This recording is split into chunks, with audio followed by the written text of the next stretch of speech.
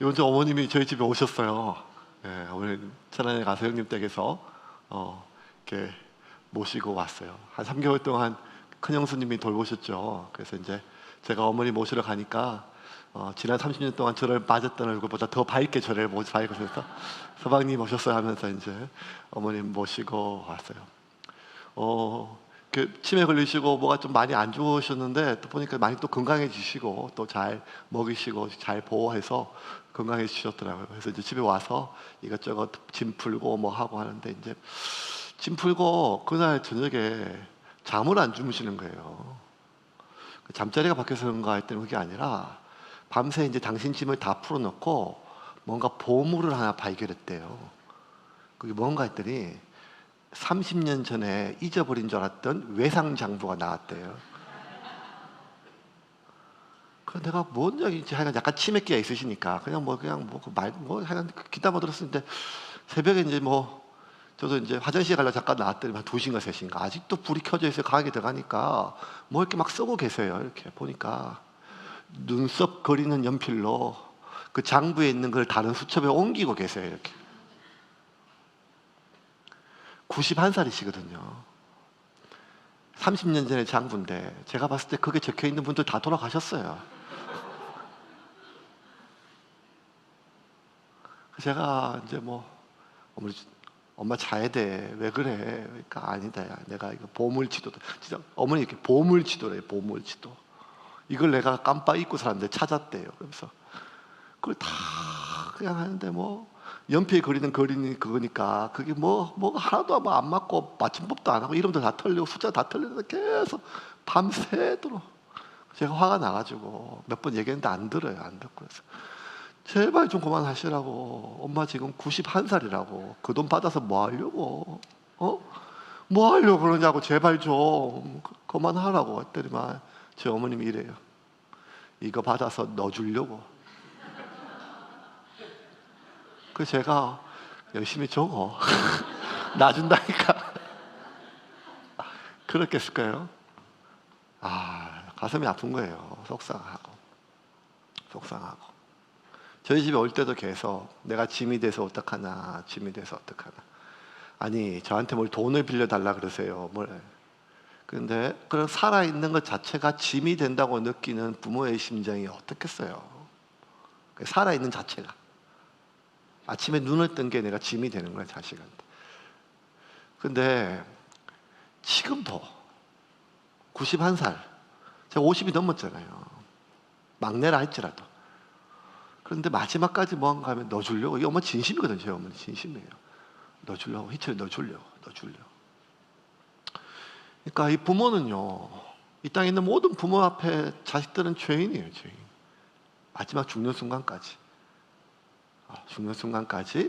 그리고 죽음조차도 어디 좋은 데 가고 이런 게 아니라 자식에게 짐이 되는 나를 그 짐을 좀 거두어 주려고 돈 주고 통장 주고 이 모든 게 사는데 맨날 물어보세요. 뭐 먹고 사냐, 애들 뭘로 키우냐, 맨날 그렇게 물으시는 게 그 자식의 짐을 좀 가볍게 해주려고. 자식 능력이 안 되는데 어쨌든 근데 평생 그렇게 살아셨거든요.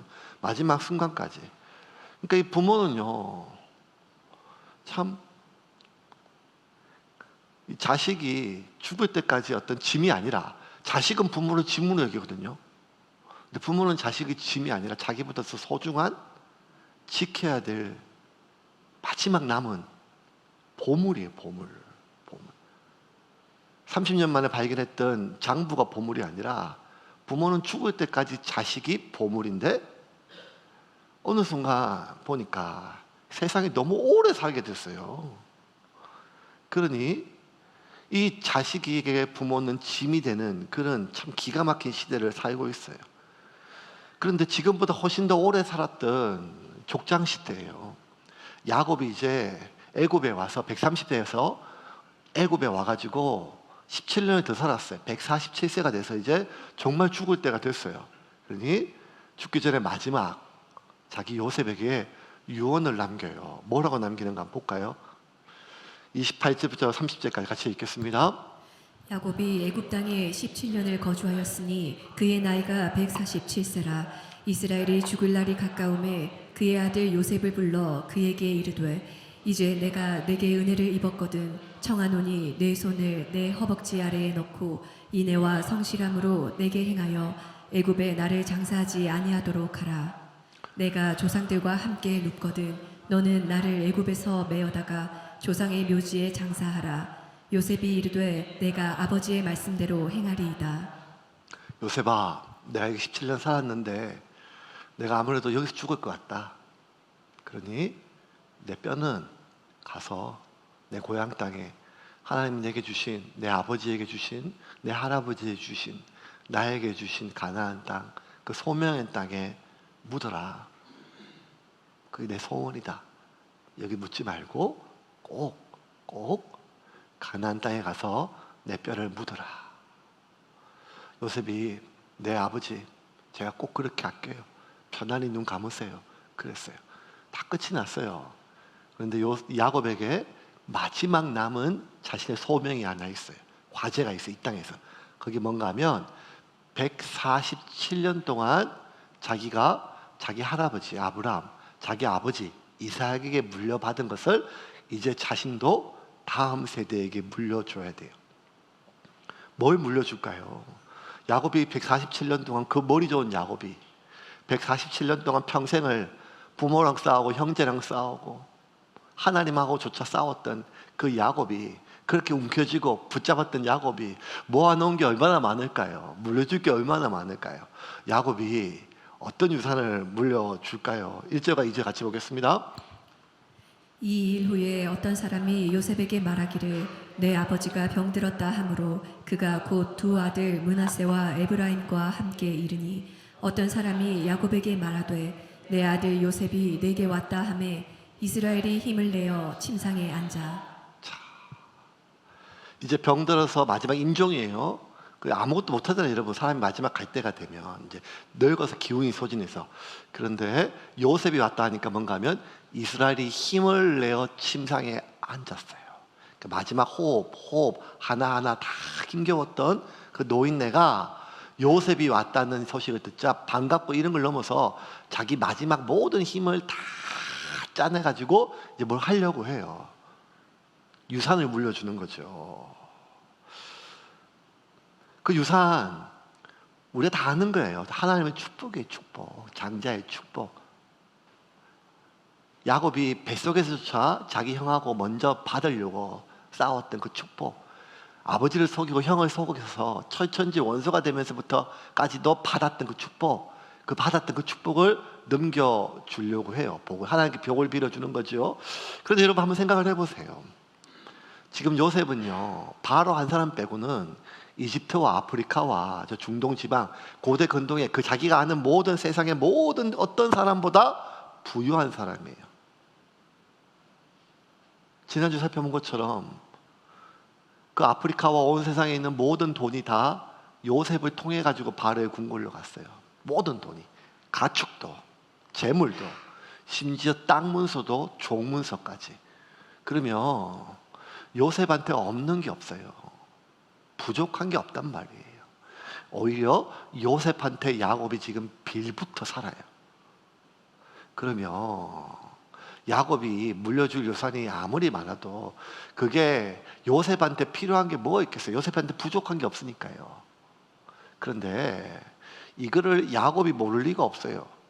그런데도 요셉은 야곱한테 그 복을 받으려고 가고, 야곱은 마지막 호흡 진액을 쏟아 다시 침상에 걸터 앉아 그 유산을 물려주려고 지금 힘을 내고 있어요. 그 유산이 축복이에요. 하나님의 축복. 근데 여러분, 지금 이 야곱이 빌어지는 이 축복을요, 단순히 우리 돌아가셨던 친정엄마가 맨날 자식들 위해서 기도해주고 하나님께 복 빌어주고, 돌아가셨던 아버지가 맨날 그냥 걱정해주고 새벽 기도 때마다 그냥 길어주고 하나님 우리 아이들 우리 손주들 건강하게 해주시고 또 저 시집장가 잘 가게 해주시고 하나님 보호해주시고 지켜주시고 뭐 이랬던 어떤 기도, 그 귀한 거죠. 근데 단순히 어떤 복을 빌어주는 이런 것이 아니라 이 야곱에게 있어서 이 축복은, 하나님의 축복은 뭔가 하면 실제로 자기가 마지막 죽을 때 재산을 정리할 때 하나님을 믿어라. 그 신앙, 올바로 살아라. 너무 돈돈하지 말아라. 가치, 방향성, 인생의 지혜, 이런 무형의 자산이 아니에요. 무형의 자산도 굉장히 가치가 있거든요. 무형의 자산, 인생관, 신앙, 미도, 기도의 모범, 뭐 이런 것들 다 무형의 자산, 이런 것들 굉장히 가치가 있죠.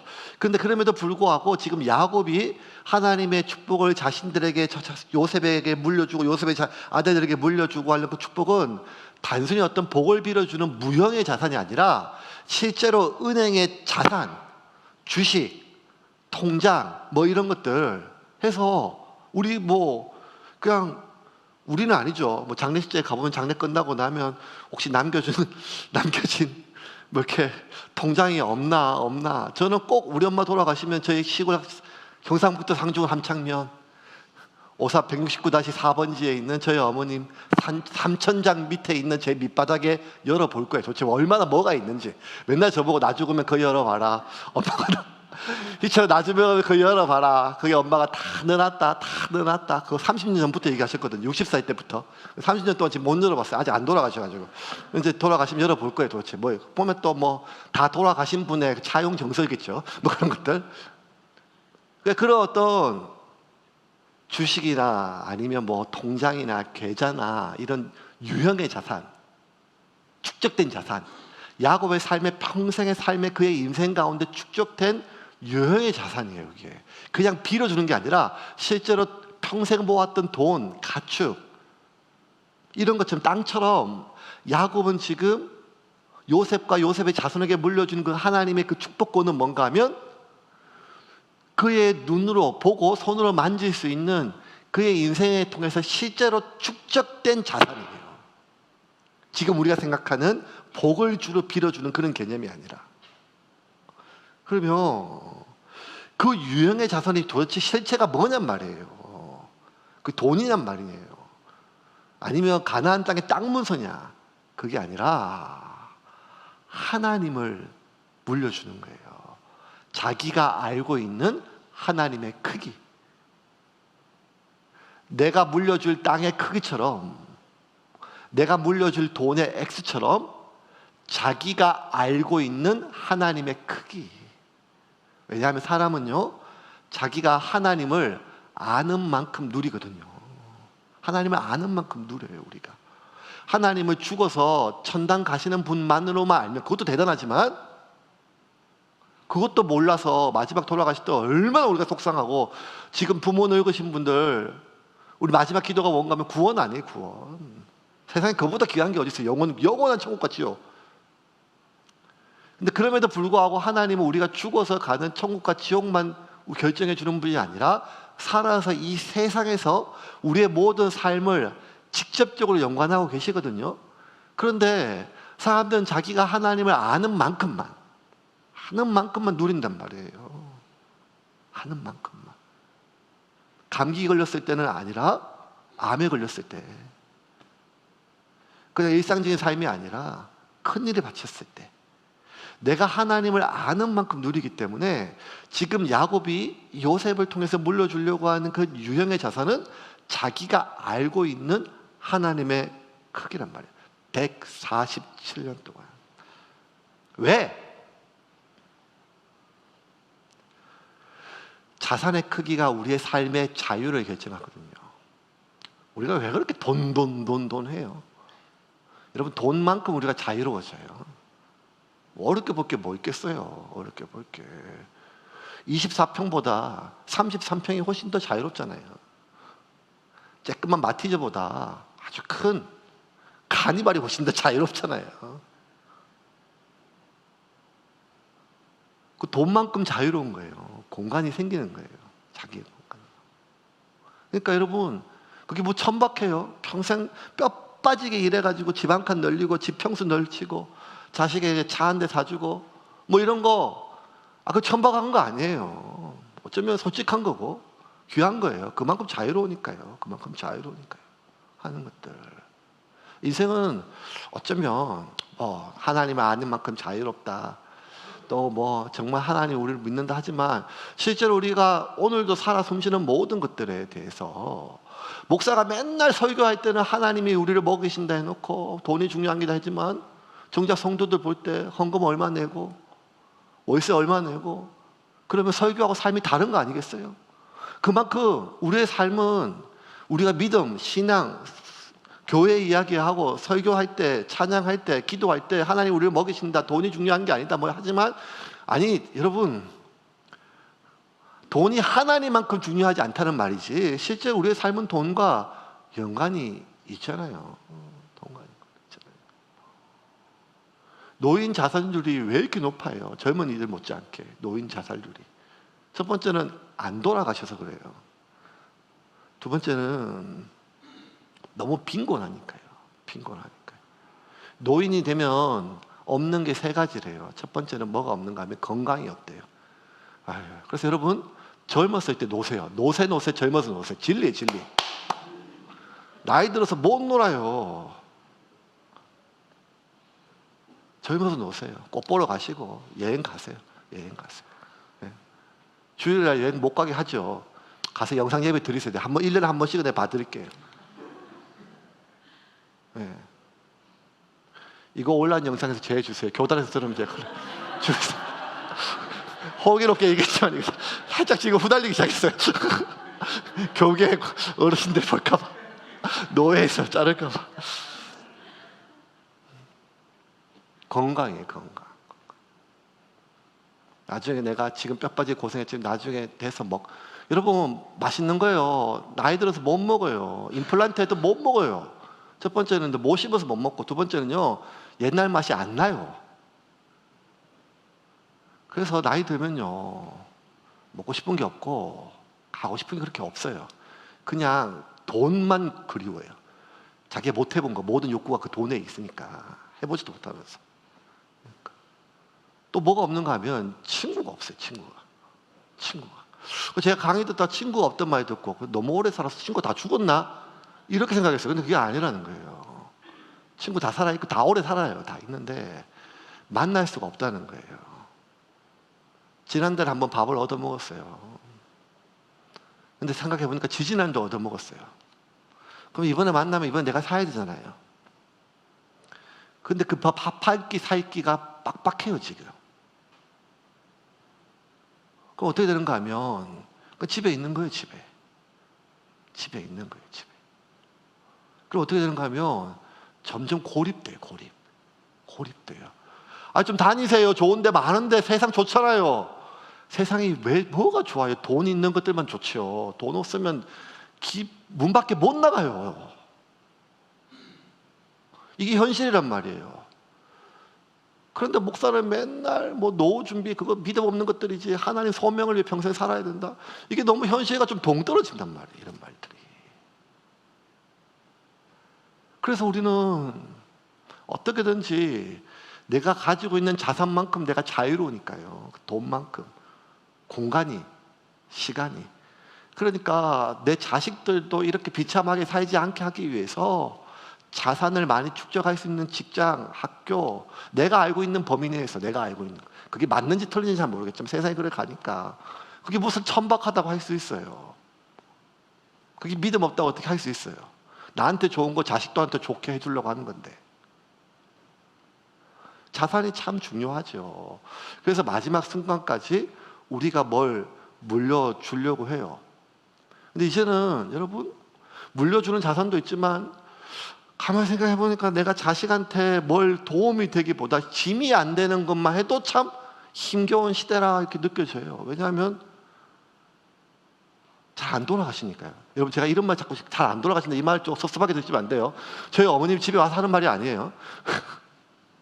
이번 주 내내 설교 준비하면서 이제 그런 유산과 관련된 강의들을 많이 듣다 보니까 황찬영 신부님이라고 그냥 강의 참 잘하신 교수님인데 신부님인데 그분 강의 듣다 보니까 쏙 들어가겠더라고요. 그분이 자기가 이제 주임 신부할 때 그 막 맨날 신방하던 얘기예요. 그래서 자기 이제 맨날 신방하면 참 믿음도 좋고 자기 고향에 있는 한 성도인데 맨날 와서 그렇게 운대요. 왜냐하면 시집 와서 지금까지 34년 동안 하루 3끼밥을 한 번도 빠진 적이 없대요.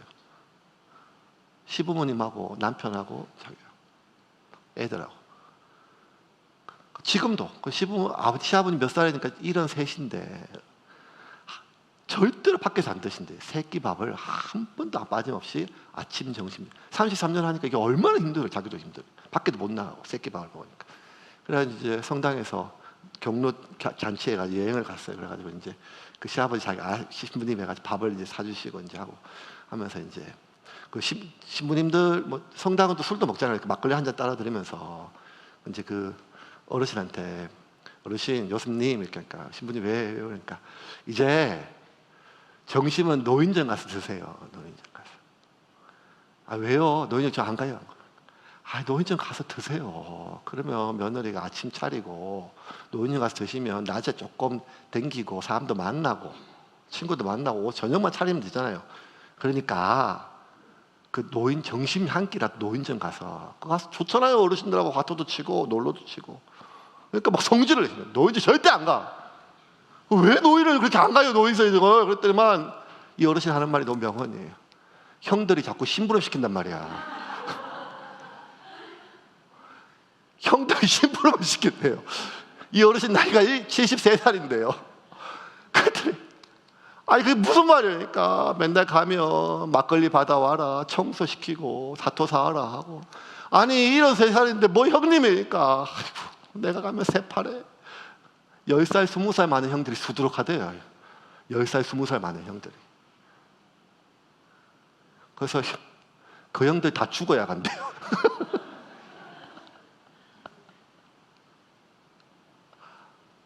그러니까 우리가 그런 시대에 지금 살고 있어요. 그러니까 오늘 주님이 오시는 게 겁이 나는 게 아니고 내 나이가 점점 그렇게 늙게까지 사는데 73살, 83살, 93살 그렇게 긴 세월 동안 살아야 되는데 수준에 돈 하나 없으니까 누굴 만나지도 못하고 친척 하나 얼굴 보러 놀러 오라고도 못하고 그 사는 게 사는 것이냐 하는 이런 불안감, 두려움 뭐 이런 것들이요 교회 밖에 있는 사람이 아니라 교회 안에 있는 우리들에게 무겁게 짓누른다는 거예요. 지옥에 대한 두려움, 심판에 대한 두려움이 아니라 돈 없이 비참한 노후가 우리의 삶에게 짓누른단 말이에요. 이런 삶 가운데 지금 야곱이 요셉에게 물려주는 이 하나님의 크기는요 오늘 우리에게 가장 중요한 메시지를 하나 전해요. 단순히 하나님 믿어, 하나님 기도하면 하나님께서 돈도 주시고 노후도 보장해 주시고 하나님께서 더 큰 거 주시고 지금까지 먹이신 하나님 앞으로도 먹이시고 두려워하지 말라, 하나님이 우리에게 보하다, 하나님이 예금 통장이다, 뭐 단순한 이런 얘기가 아니에요. 그게 무형의 자산이 아니라 실제로 유형의 자산이란 말이에요. 그러면 도대체 야곱한테 하나님은 어떤 분이시기 때문에 그럴까요? 15절 말씀 같이 읽겠습니다. 그가 요셉을 위하여 축복하여 이르되 내 조부 아브라함과 아버지 이삭이 섬기던 하나님, 나의 출생으로부터 지금까지 나를 기르신 하나님. 요셉이 아들이 에브라임과 므낫세가 장남이고 에브라임이 차자예요. 그래서 이제 그냥 아버지 오른손이 장남이고 왼손에 이렇게 머리를 드리는데 이 아버지 야곱이 이상한 얘기 2개. 하나 뭔가면 이거 이제 앞으로 내 손자가 내 아들이다. 아니 왜요? 내가 내 아들 양자로 받을게. 실제로 이스라엘 12지파는 요셉 지파가 없어요. 12지파 안에 요셉의 아들 둘 에브라임과 므낫세가 각각 하나씩 지파로 나중에 땅을 분배를 받아요. 그리고 실제로 그렇게 상징적으로 실제로 그렇게. 두 번째는 므낫세가 장자인데 그렇게 해서 오른손으로 머리를 뒤밀었는데 이 야곱이 손을 이렇게 어긋나가지고 이렇게 기도를 해줘요. 왜 그런지 하나님은 아시죠. 왜냐하면 야곱 자체도 차남이었는데 장자의 복을 받았으니까. 뭐 이렇게 이런 사건이 있어요. 근데 그게 중요한 얘기가 있는데 지금 우리가 오늘 집중해서 보려고 하는 장면은 어떤 그런 그 에브라임과 므낫세의 양자와 그 축복이 어긋난 거, 장자와 차자가 바뀐 거 이걸 보는 게 아니라 그렇게 해서 야곱이 하나님을 지금 전수하고 전달해주고 유산을 물려주려고 하는데 그 야곱에게 하나님은 어떤 분인가? 다시 한번 띄워줄까요? 그 구절 다시 한번 읽겠습니다. 그가 요셉을 위하여 축복하여 이르되 내 조부 아브라함과 아버지 이삭이 섬기던 하나님, 나의 출생으로부터 지금까지 나를 기르신 하나님. 자, 지금 족장까지, 지금 야곱까지 족장이에요. 지금 족장에 요셉까지 족장인 건데, 족장들은 명확해요. 이스라엘의 하나님이 아니라 아브라함의 하나님, 이삭의 하나님이에요. 그죠? 근데 그 하나님 뭔가 하면 섬기던 하나님이에요. 근데 야곱이 자기한테는 뭔가 하면 내가 이렇게 문맥에 따르면 이런 거예요. 내 조부 아브라함과 아브라함이 섬기던 하나님, 아버지 이삭이 섬기던 하나님, 그리고 내가 섬기던 하나님의 복이 이렇게 해야 되는데 뭐라는 건가 하면 자기는 아버지하고 할아버지는 섬기는 하나님인데 나의 하나님은 어떤 하나님인가 하면 나의 출생부터 지금까지 나를 기르신 하나님이에요. 근데 지금이 뭔가 하면 147세, 150살의 노인네란 말이에요. 야곱은 지금 하나님을 어떻게 알고 있는가 하면 내가 태어날 때부터 지금까지 나를 기르신 하나님이에요. 기르신 하나님. 처음 쓰는 표현이에요. 처음 쓰는 표현. 라라고 하는 단어인데 히브리어 라. 이 라라고 하는 말은 먹이다, 재우다, 입히다.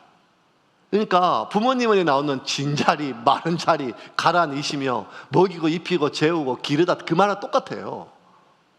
그 야곱은 하나님 뭐란가 하면 나를 기르신 하나님. 근데 그가 어릴 때는 괜찮아요. 근데 지금 자기 뭐란가 하면 지금까지, 출생부터 지금까지 150년을 살았던 이 지금 이 노인네가 되는 지금 이 순간까지 하나님이 나를 기르신다는 거예요.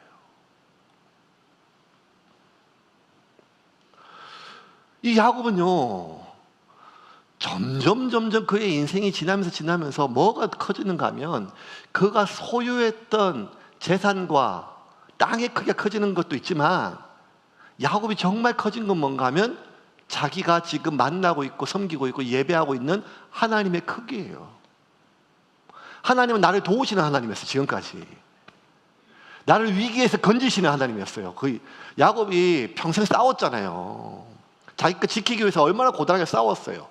그런데 지금 야곱이 뭐란가 하면 내가 싸웠어요. 그리고 외로웠어요. 부모하고 싸우고 형제하고 싸우고 하나님하고 싸우고 내 것 지키기 위해서 얼마나 피곤했는지 몰라요. 근데 그때마다 정말 힘들 때마다 예기치 않게 내가 간절히 하나님께 부르짖었을 때도 하나님이 나에게 찾아오셨고, 정말 내가 감당하지 못할 위기에 처했을 때도 하나님이 나를 위험에서 건지셨어요. 하나님, 그래서 감사해요. 그런데 야곱이 지금 뭐라고 하면 그렇게 외롭고 고단했던 것은 하나님이 없어서가 아니라 내 인생의 대부분은 내가 홀로 살았다는 거야. 홀로 내 것 지키기 위해서 내 자산을, 그 삶의 자유를 얻기 위해서 내가 나를 지켜줄 수 있는 것을 손에 꽉 붙들기 위해서 내 삶의 대부분을 그렇게 싸웠어요. 지키고 살았어요. 그런데 야곱이 보니까 내가 지금 100년을 살아보니까, 아니 150년을 살아보니까 내가 그렇게까지 내가 싸워서 내 삶을, 내 인생의 소중한 것을 나한테, 내 자식들을 내가 지켰다고 생각했는 게 아니라 하나님이 나를 기르신 거더라고요. 기르신 거. 지금 이 순간까지 먹이시고 입히시고 인도하시고 재우신 거예요. 위기의 순간에만 온 게 아니라 내가 하나님을 인지하든 인지하지 않았든, 하나님의 임재를 느꼈든 안 했든 하나님은 늘 나를 먹이신 거예요. 먹이신 거예요.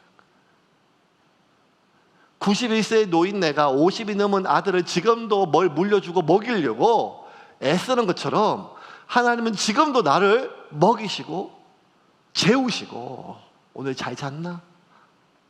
잘 먹었나? 나를 키우신다는 거예요.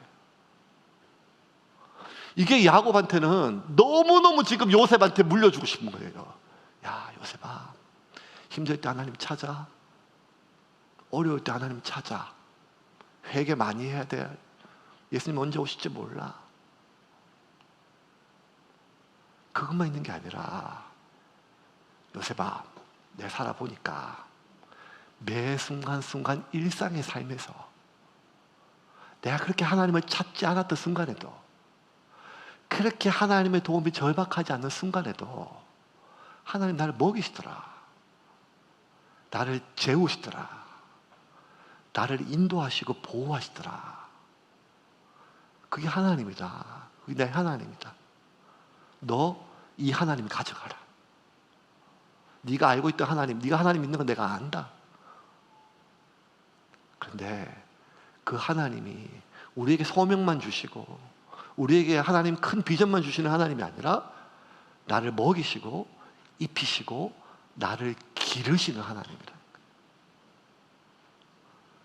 여러분, 이 나를 먹이고 입히시는 기르다, 그 단어가 히브리인들은 부모라고 하는 단어보다 뭐가 더 익숙한가 하면 목자라고 하는 단어가 딱 맞아요. 부모보다. 그래서 성경을 보면 내 부모는 나를 버렸으나 여호와 하나님 날 버리지 않았다. 목자는 버릴 수가 없어요. 먹여요. 입혀요. 보호해야 한다는 거예요. 양이 목자를 바라보도 안 하든 목자는 늘 양을 본단 말이에요. 애굽인들은 이 유목민들을 천하게 여겼지만 이 히브리인들은 이 목자라는 단어가 너무 귀한 거예요. 그래서 야곱이 요셉에게 물려주는 하나님은 나의 일상의 삶 가운데 나와 함께 하시는 하나님이라는 거예요. 그러니 두려워하지 말라는 거예요. 불안해하지 말라는 거예요. 두 번째는요, 하나님이 나를 버리지 않고 구해주시는 하나님이라는 거예요. 16절 같이 한번 읽겠습니다. 16절 같이 읽겠습니다. 나를 모든 환난에서 건지신 여호와의 사자께서 이 아이들에게 복을 주시오며 이들로 내 이름과 내 조상 아브라함과 이삭의 이름으로 칭하게 하시오며 이들이 세상에서 번식되게 하시기를 원하나이다. 자, 나를 환난에서 건지신 게 아니라 모든 환난에서 건지셨다는 거예요. 모든 환난. 고엘이라는 단어를 썼는데 그거는 사서 구하다 이런 뜻이에요. 근데 모든 환난에서 건지셨다는 거예요. 근데 여러분, 이 모든 환난이라는 말은 어떤 환난은 자기가 잘못 안 해도 당하는 환난이 있지만 어떤 환난은 내가 내 욕심 때문에 당하는 환난이 있어요. 내가 하나님을 떠나서 당하는 환난이 있어요. 각기 양처럼 제갓길로 가다가 부동에 빠지는 것도 있단 말이에요. 근데 야곱은요, 그의 평생에 하나님을 믿고 섬기고 따랐을 때도 있지만 또 상당수의 대부분 많은 시간들은 그의 욕심을 따라 살았어요. 그의 인간적인 계산에 따라 선택했단 말이에요.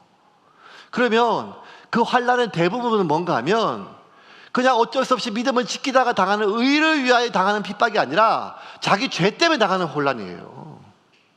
자기 욕심 때문에, 자기 불신앙 때문에, 자신의 욕망 때문에 그 선택했던 것 때문에 당했던 환난이란 말이에요. 그런데 하나님은 나의 상태나 하나님에 대한 나의 태도와 상관없이 그 모든 환난에서 나를 건지셨다는 거예요. 이게 야곱의 결론이에요. 하나님이 너무 큰 거예요, 이게. 그 불안함이 있거든요. 내 이러다 언제 하나님 날 치시지? 이러다 하나님 날 치시지? 우리 안에 이런 마음이 있어요. 여러분, 이거요, 마치 구원파처럼 우리가 어떤 죄를 저질러도 하나님께서 우리의 모든 죄를 용서하셨으니까 상관이 없다. 죄는 우리한테 의미가 없다. 뭐 이런 천박한 복음이 아니란 말이에요. 이게 뭔가 하나님은 죄의 문제는 자신의 아들을 죽여서라도 철저하게 해결하시는 분이에요. 죄는 무서운 거예요. 그런데 그 죄와 나 자신을 구분하신다는 거예요. 내 삶에 있는 죄는 철저하게 다루시지만 그럼에도 불구하고 나라고 하는 존재는 하나님에 대한 나의 태도와 상관없이, 나의 상태와 상관없이 하나님은 나를 구하시는 분이세요. 근데 이게 교리나 설교나 신앙 이런 걸로는 참 이게 설명할 수 있지만 삶 가운데 이게 잘 안 돼요. 오늘 아침에 잠에서 깼는데 좀 찝찝한 거예요. 그 꿈 내용이 계속 남아있고 제가 또 하던 직업병이 있으니까 이게 막 꿈 분석하는 게 또 있으니까 뭐가 계속 오늘 찜찜하는데 한 달에 한두 번씩 꾸는 꿈이에요. 꿈. 약간 형태는 바뀌었지만 그 내용은 비슷해요. 그게 뭔 꿈인가 하면 제가 옛날에 자랐던 집에 가는 꿈인데 그 집에 건너편 방에 제가 잘 안 들어가요. 주저주저해요. 그 방에 왜 안 들어가는가 하면 그 방에 제가 누군가를 죽여서 묻어놨어요. 이게 어릴 때부터 있어요. 어릴 때부터. 근데 누군지는 모르겠지만 언젠지는 모르겠지만 이게 내 기억 속에 한 달에 한두 번씩 있어요. 그러면 그 꿈속에서 저는 목사예요. 세움교회 목사고. 근데 시골집에 갔는데 그 방에 못 들어가요. 그리고 그 기억이 나요. 제가 누군가를 죽여서 그 방에 묻어놓은 거. 그러면 이제 나는 이제 목사인데 설교를 해야 되는데 내가 목사로 살아도 되나? 막 그 짧은 순간이지만 그때 너무 힘들어요. 그러다 깨요. 그러면 그게 꿈속에서 그러면 내가 막 헷갈리는 꿈속에서 헷갈리는 꿈속에서 내가 진짜 사람을 죽였나? 아 죽인 것 같은데 묻은 것 같은데 이게 한 2, 30년 내내 저한테 있어요. 오늘도 꿨어요. 그 내가 의식이 돌아와서 분석하면 이런 거예요. 제 삶에 아무도 모르게 저만 묻어놓은 죄가 있어요.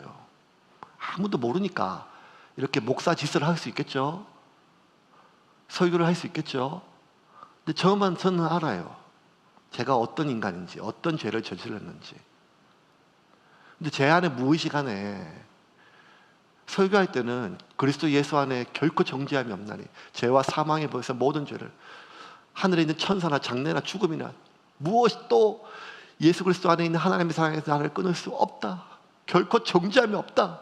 그렇게 설교하고 가르쳤지만 제 깊은 무의식 안에 무언가 묻어놓은 것처럼 썩은 시체처럼 제가 그런 인간이라는 거죠. 이렇게 뻔뻔하게 설교하고 가르치고 기도하고 그렇게 살아라고 이야기하긴 하지만 나는 아는데 그리고 하나님이 아시는데 그게 들통날까 봐 늘 조마조마하고 그런 죄책감이 제 안에 있다는 거예요. 아무리 하나님이 이런 분이라 설교하지만 여러분 근데 야곱 그게 아니라는 거예요. 야곱이 평생의 삶 가운데 찬란한 햇빛처럼 빛나는 순간도 많았지만 참 눅눅하고 축축하고 어둡고 그늘진 모습들이 많았거든요. 자기가 아는 야곱이 있잖아요. 자기가 비겁함이 있잖아요. 자식을 죽여서라도 자기가 살고 싶은 마음. 그런데 이런 나를 하나님이 싫어할 것 같아요. 왜? 용서는 해주지만 지옥 보내진 않지만 하나님은 그렇게 기뻐하지 않을 것 같아요. 왜? 내가 나를 싫어하니까요. 내가 징글징글하니까요. 나도 내가 이렇게 싫은데 하나님이 예수님의 보혈로 용서해 주시고 천국은 보내주시겠지만 근데 그게 아니라는 거예요. 야곱이 보니까 모든 환난 내가 하나님을 향해서 반짝반짝 빛나는 신앙으로 살아갈 때나 죄악 속에서 그 진흙밭을 뒹굴었을 때나 나의 상태와 상관없이 하나님은 나를 구해 주시는 거예요.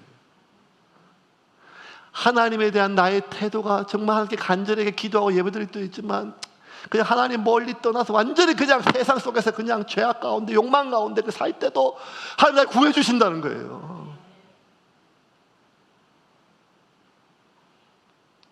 그 죄는 하나님의 아들을 죽여서만큼이라도 해결할 무서운 거지만 하나님이 나를 어떠한 죄에서 빠져있다 할지라도 하나님 나를 용서하시고 구해주신다는 거예요. 그 하나님이 믿어지니까 하나님 앞에 자유로운 거예요. 내가 묻어두었던 수많은 그 죄의 무덤들 내 인생에 많거든요.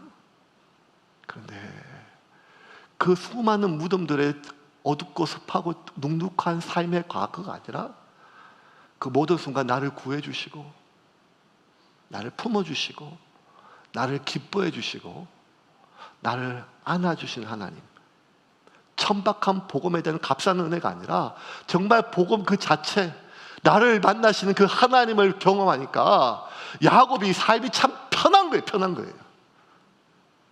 편한 거예요 삶이. 내가 내 자신하고도 편하고 내 자신하고 편하니까 남하고 싸울 일이 없어요. 내가 그냥 괜찮은 거예요. 왜? 하나님 나를 용서해 주시니까.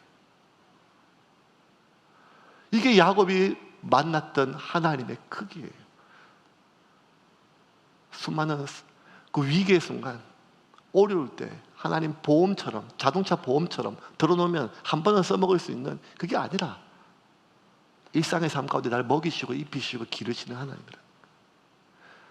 그 모든 환난에서 나의 죄악 가운데 처해진 환난 가운데서도 나를 구하신 하나님, 그 하나님의 복을 전수하는 거예요. 그 하나님을 넘겨주는 거예요. 내가 지금 너에게 넘겨주는 이 통장에 하나님이 들어있는데 이 하나님의 크기가 이러하다는 거예요. 이제 말씀을 좀 정리하겠습니다. 사랑하는 여러분, 저와 여러분은 간절한 마음이 있어요. 이게 뭔가 하면 우리의 믿음이 다음 세대에 전수되기 위해서. 지금도 우리 자녀들이 신앙생활 안 하니까 어떻게든지 좀 하나님 만났으면 하는 마음이 있어요. 지금도 막 돈 그래가지고 어떻게든지 하나님 돈을 많이 줘서 우리 아이들에게 돈 좀 많이 불려줄게 이렇게 기도 안 해요. 하나님 기도 제 첫 번째 기도 제목은 우리 아이들이 내 아들이 내 딸이 하나님 만나게 해주세요. 그리고 나처럼 살지 않고 하나님 의지하고 살게 해주세요. 평생 나처럼 내 힘으로 살고 내가 선택해서 잘못된 꼬여 인생이 아니라 하나님이 인도하시는 그런 안전한 기찻길 같은 하나님이 예비하신 소명과 섭리를 따라 살게 해주세요. 그게 있어요. 저도 있고 여러분도 있어요. 우리가 그렇게 천박하지 않아요. 그런데 여러분 이거 아세요? 사람은 자기한테 없는 것 못 줘요. 내 젖에 젖이 안 들었는데 아무리 물려봐야 흘러버릴 수 있겠어. 흘러가는 거는 내 바람이 흘러가는 게 아니라 내 안에 있는 게 흘러간단 말이에요. 나의 삶 가운데 축적된 하나님이 흘러가요. 내가 설명하는 하나님이 흘러가는 게 아니라 내가 바라는 하나님이 흘러가는 게 아니라 내 삶 가운데 축적된 하나님이 흘러가요. 여러분 삶의 하나님은 어떠신 분이십니까? 오늘 설교 듣고 뭔가 울컥해서 눈물 흘리지만 일상의 삶 가운데 하나님이 나를 기르시고 먹이시고 나와 함께 하신, 그럼에도 불구하고 내 안에 예수 그리스도가 있고 그 예수 그리스도와 동행하기 위하여 몸부림치면서 하나님과 일상의 하나님 만나고 계십니까?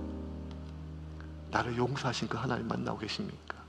그렇지 않다면 여러분 우리가 최선을 다하여 하나님을 알아가기 위하여 몸부림치시기를 주님의 이름으로 축원합니다. 왜? 우리가 다음 세대에 전해질 수 있는 하나님은 내 안에 축적된 하나님입니다. 내가 하나님을 아는 만큼, 내가 하나님을 누리는 만큼 그 하나님이 전달되는 것입니다. 그러므로 이번 한 주 자식들을 위해 사세요. 어차피 안 되니까요. 그 자식들을 위해서 하나님을 더 알아가고 누리는 저와 여러분이 되기를 주님의 이름으로 축원합니다.